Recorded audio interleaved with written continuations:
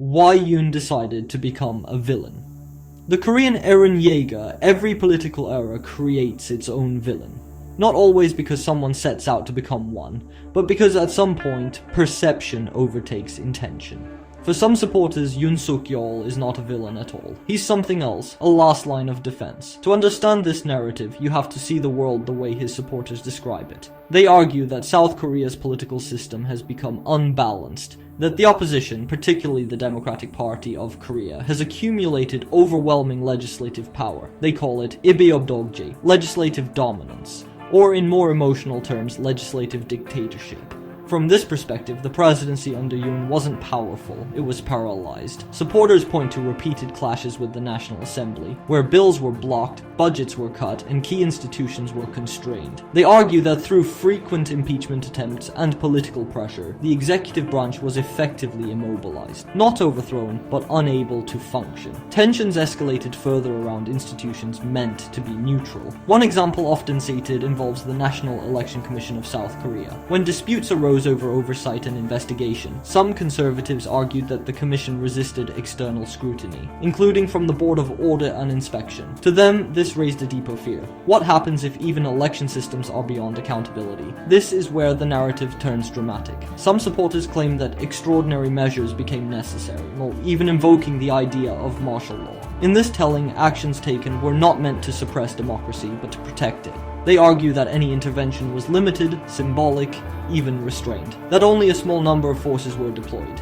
that it was meant as a warning, not an act of force, that there were clear instructions to avoid harm. Some even frame Yoon's words in emotional, almost personal terms, appealing to higher responsibility, to duty, even to faith. And for those who follow these arguments closely, similar concerns are explored in discussions like the Korean election hijacked by the Chinese, covered in episode 1. But this is only one side of the story. Critics see something entirely different. To them, any move toward martial law is not symbolic, it is extreme. In South Korea, martial law is not a neutral tool. It carries historical weight, linked to past authoritarian rule, when military power was used to suppress dissent and control the public. Because of that history, even the suggestion of it crosses a line for many. Critics argue that such a decision, regardless of intention, represents a dangerous escalation, not a defense of democracy but a threat to it. They also point to consequences beyond politics. Economic uncertainty rises when stability is questioned. Markets react, international confidence can weaken. In a globally connected economy like South Korea's, political shocks don't stay domestic, and then there's the core contradiction.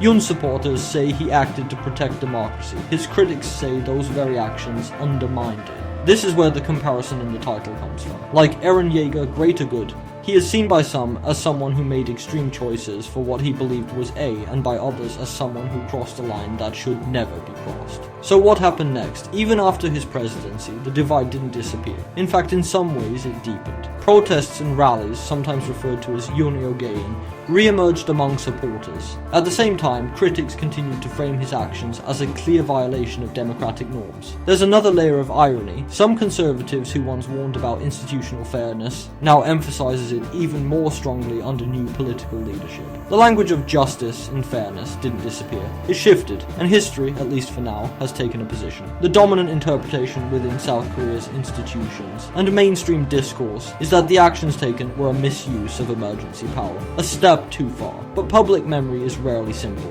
For some, Yoon remains a cautionary tale. For others, he remains misunderstood. And that's the uncomfortable truth about politics. Villains are not always universally agreed upon. They are created by perspective, by memory, and by which side of history people choose to stand on.